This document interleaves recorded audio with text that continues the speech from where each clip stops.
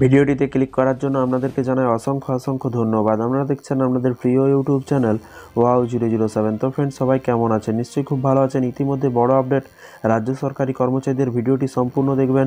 চ্যানেলে যারা এই ভিডিওটি প্রথম দেখছেন অবশ্যই চ্যানেলটিকে সাবস্ক্রাইব করে পাশে থাকা বেল আইকনটিতে প্রেস করে রাখুন পরবর্তী নতুন আপডেট পাওয়ার জন্য। পশ্চিমবঙ্গের বকেয়া ডিএ মামলা সুপ্রিম কোর্টে নতুন প্রধান বিচারপতির নেতৃত্বে জট খুলতে পারে।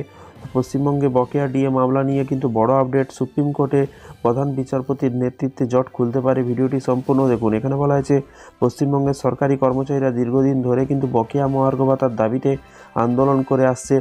বারবার তাদের দাবি কিন্তু উত্থাপন সত্ত্বেও কিন্তু রাজ্য সরকারের কাছে কোনো সাড়া মেলেনি।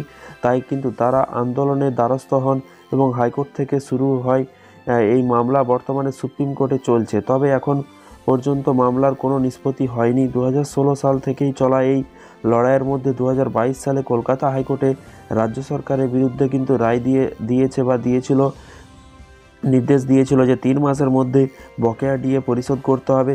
কিন্তু রাজ্য সরকার ওই রায় কিন্তু মেনে নেয়নি। এরপর মামলার শুনানি সুপ্রিম কোর্টে চলে যায় এবং 2005 সালের শেষ দিকে কিন্তু এসে এখনও তারা কোনো ফলপ্রসূ নিষ্পত্তি হয়নি, এখনও কিন্তু ফল বেরায়নি। এদিকে বিচারপতি হৃষিকেশ রায়ের অবসর গ্রহণের তারিখ 31শে জানুয়ারি 2025। তার অবসর গ্রহণের আগে কিন্তু ডিএ মামলার শুনানির সম্পন্ন হবে কিনা তা নিয়ে কিন্তু তৈরি হয়েছে সংশয়। সাম্প্রতিক confederation of state government employee সাধারণ সম্পাদক মলয় মুখোপাধ্যায় সোশ্যাল মিডিয়াতে লিখেছেন, আইনি দেবীর রূপ পরিবর্তন হয়েছে। দেবীর হাতে তলোয়ারের জায়গায় এবার সংবিধান এসেছে।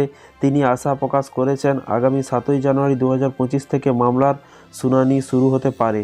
তো রাজ্য সরকারি কর্মচারীরা এখন নজর রাখছে সুপ্রিম কোর্টে পরবর্তী নির্দেশনার দিকে, যা তাদের দীর্ঘদিনের আন্দোলনের চূড়ান্ত ফলাফল নির্ধারণ করতে পারে। তো ফ্রেন্ডস, দেখা যাক মাননীয় মুখ্যমন্ত্রী বা সুপ্রিম কোর্ট কি বলে।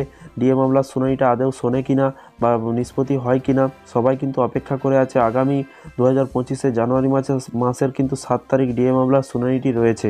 দেখা যাক কি হয়, সেই আপডেট আপনাদেরকে জানাবো। চ্যানেলের সাথে থাকুন, চ্যানেলটিকে সাবস্ক্রাইব করে রাখুন। যখনই নতুন নোটিফিকেশান আসবে অবশ্যই আপনাদেরকে ভিডিওর মাধ্যমে জানানো হবে, তাই চ্যানেলটিকে ফলো করতে ভুলবেন না। ভালো থাকবেন, সুস্থ থাকবেন এবং নিজের খেয়াল রাখবেন। Thank you.